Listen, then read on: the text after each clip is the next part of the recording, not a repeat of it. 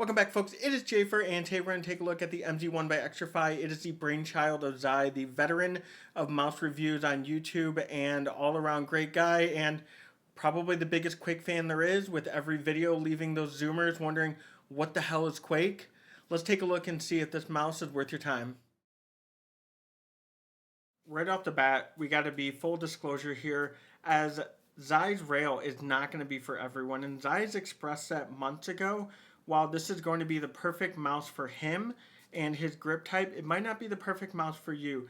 But that doesn't mean that until you get your hands on it, you should avoid it, because I definitely feel that if this does work for you, it might just be the perfect mouse. Now, this mouse does come in pretty small. We're looking at 111 millimeters by 52.5 millimeters right at the grip, and then 36.5 millimeters tall. So it's definitely a small boy, and it's already in a very narrow state. It's going to give you a very lightweight measurement of 59 grams, which is absolutely awesome to see, given that it has that pretty crazy interesting cheese wedge design that we've only seen in a handful of other mice that are either hard to get or just unreleased right now. The butt of Zai's rail is massive, and it allows my 19 by 10 hand size to press firmly against it for a claw grip that I found really comfortable. Its narrow shape and its ever so slight concave shape within the thumb rest makes for a comfortable grip.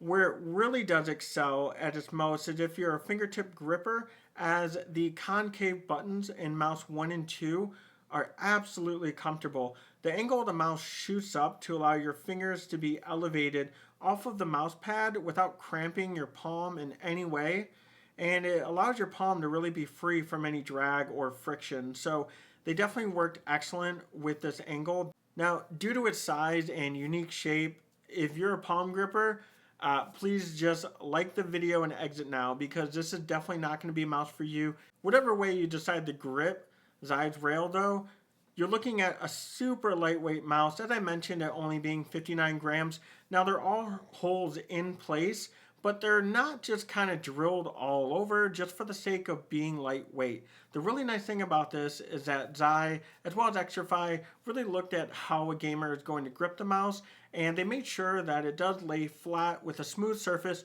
where the average person is going to be resting their thumb, as well as their ring and pinky finger. And I found this attention to detail excellent, because it is super important to me, as other mice like the Xtrfy M42 or even the M4, they do have holes cut out throughout the mouse, and unfortunately it results in me having to get grip tape because it's just uncomfortable to use in normal gaming sessions.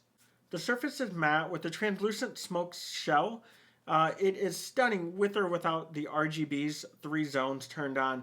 There's no creaking or flexing that I experienced at all with my copy.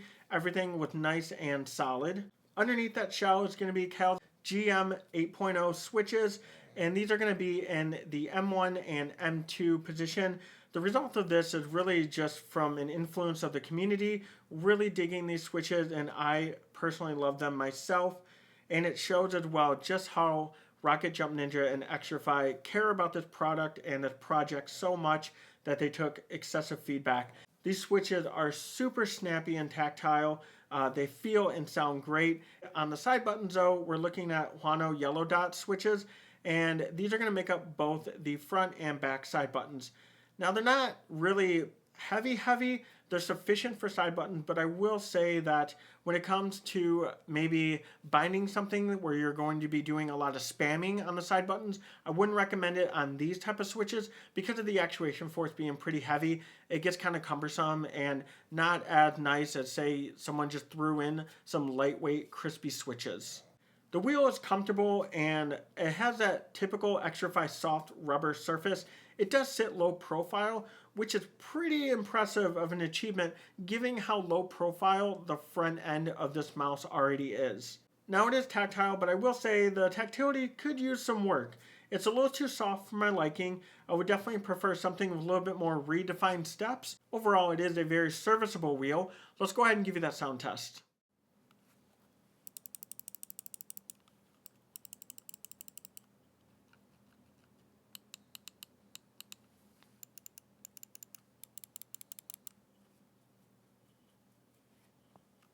Under the hood's going to be the Pixar 3389 sensor Really nothing more to say about this sensor at this point. It is a veteran in the scene as it is very reliable, it reads well on any surface, and I had no problems with it in any game that I did play. Now, Xtrfy has been harped on for their cords in the past, their easy cords, because frankly, from a retail standpoint compared to everything else that are on the market, it just did not compare.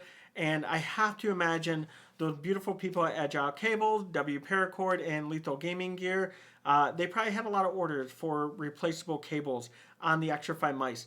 I don't think that's really going to be the case with this, as the Easy Cord Pro is a really, really good cable. I don't think it's something that you're going to need to replace anytime soon. If you do have a bungee, I would throw it in the bungee. If you don't have a bungee, I think you're going to do just fine without it though. It is very flexible with very minimal memory being held within the shielding.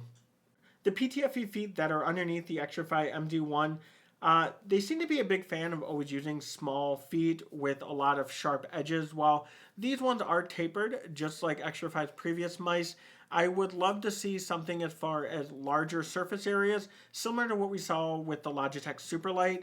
The Xtrfy MZ1 is driverless. They've expanded greatly on the onboard flexibility, which is fantastic to see. With the flip of a switch and a button press, you can change the RGB, the pulling rate, the liftoff distance as it's at a default of 1 millimeter. And you can also reassign what is normally considered the RGB button.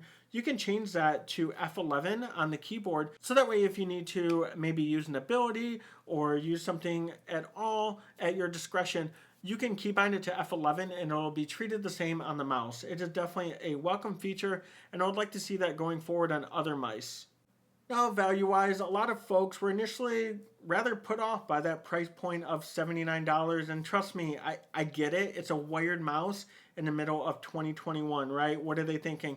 But honestly, this is extremely feature-packed. You can see where the engineers, Xi and Xtrfy in general, all came together to produce this and really give to the community what isn't really out there right now. Not to mention, we're also supporting a long-lasting content creator, which is awesome to see. And I really have to give props to Xtrfy for even taking the gamble on something like this, because outside of something like just branding like a Shroud mouse, this is something that has never been done before, and I am in full support of it. This is currently what I would consider Endgame for those looking for a fantastic fingertip grip mouse. And I honestly hate saying Endgame. I try to avoid it as much as I can, but I look at this mouse and I definitely see where if you're someone that excelled really well in a fingertip grip, you need to have this in your collection. In the end, Rocket Jump Ninja produced a fantastic mouse with the team over at Xtrfy. I do feel that if the size and that really crazy shape is something that's really intrigued you, I say bite the bullet on it, because this mouse is definitely a very unique mouse that's not going to be comparable to really anything on the market, given its really unique shape. And I will leave a link in the description below for a direct shot through Xtrfy as well as through Amazon. And if you did like the content, please throw a like and of course hit that subscription button. Always means a ton here on this channel. Until next time, stay safe.